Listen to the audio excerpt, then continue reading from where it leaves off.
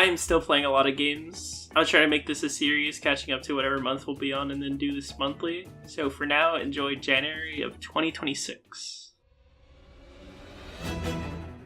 Like many other people, I've also been waiting for this game for years. I played through Hollow Knight back in 2019 and I loved it then. I wasn't really hyper invested in Silksong's release date though.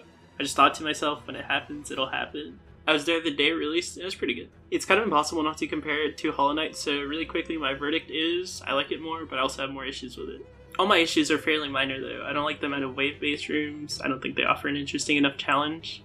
Enemies are just a tad bit annoying to fight, so once you master an enemy type and it keeps reappearing, it just feels like a big time waste. And no area in this game felt truly special, like the City of Tears did in Hollow Knight. But the game is really fun to traverse to and fight in, so moment to moment I find myself having a lot of fun. 90% of my playthrough was the Beast Crest, and that matched perfectly with my lack of patience. The comment everyone hits when a fight's good is to compare it to a dance, and Silksong just begs to get that granted over and over again. Silksong's a great game that lives up to its parent game, and in my opinion surpasses it. I'd give it a 6 out of 7.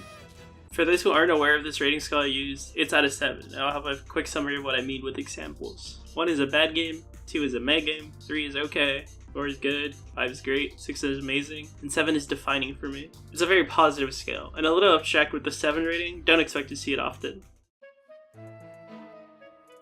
I am not big on DLC in games. I can probably count on one hand the amount of DLCs I deem worth both the time and money needed for them. This DLC is okay. It's a short little story about the Ashnolves. The maps in the DLC were fun enough, with Chapter 4 being a highlight, but this type of content is just too secondary for me. I know to keep my expectations in check, but they're never quite met. It did give me Happy Fire Emblem though, so it gets a 2. Nier Replicant requires you to replay a good stretch of the game to experience everything in it. I wasn't too excited to do this, so I admittedly went into it ready to be annoyed at that fact. But during my first playthrough, what stuck out to me most was the music. Emil's theme, the grandma theme, the final boss theme. I would get chills from just the soundtrack. I was looking forward to parts of replays just to hear the music tracks again in the moments they played. The music brought out such strong emotions from me. Admittedly, I don't think the narrative hit for me too well. The gameplay also never really got interesting. In fact, on subsequent playthroughs, it would just get more uninteresting because of how much easier it would become. I didn't see much reason for the replays, and at least the second and third times could easily be spliced together. I did think getting to Ending D was worth it, but I'm still not big on the extra replay. Nier Replicant is really strong musically, but in other areas it just didn't hit me in any way I'd want it to. The ending worked on me, but a good end doesn't really fix the shortcomings I felt before. All in all, I'd give Nier Replicant a 4 out of 7. That music's pretty good.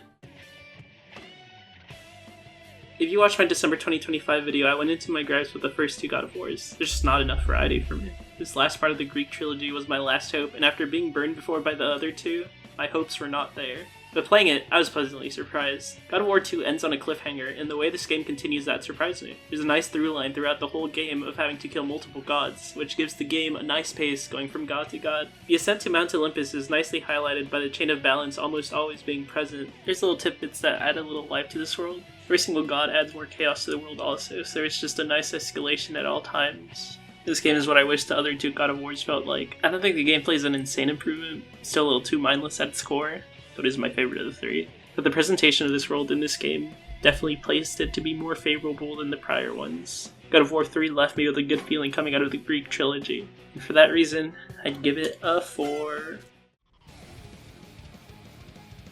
Funnily enough, also in the Angry God genre is this game, though calling it a game has to include an asterisk. It's more of an interactive anime, to the point of including eye catchers and previews for the next episodes. The game's best parts are the QTEs, which is funny because of how QTEs are seen as a lesser mechanic typically, but god, this game does some of the coolest things I've seen with them. It knows how to utilize them perfectly to add weight to Asura's actions, and the back parts of this game utilize them in such a unique way only possible because of how much you're surrounded by them. I do think this game falters after episode 11 for me, only picking back up in the paid finale of this game. Very weird relic of its time, having to pay for the actual ending. But yeah, the actual gameplay outside of the QTs and cutscenes is fairly basic, and the story isn't anything special aside from the big bombastic moments. But I still love aspects of this game so much. Episode 11 and 21 are some of my favorite moments in any game, so for that reason, I'd give it a 4.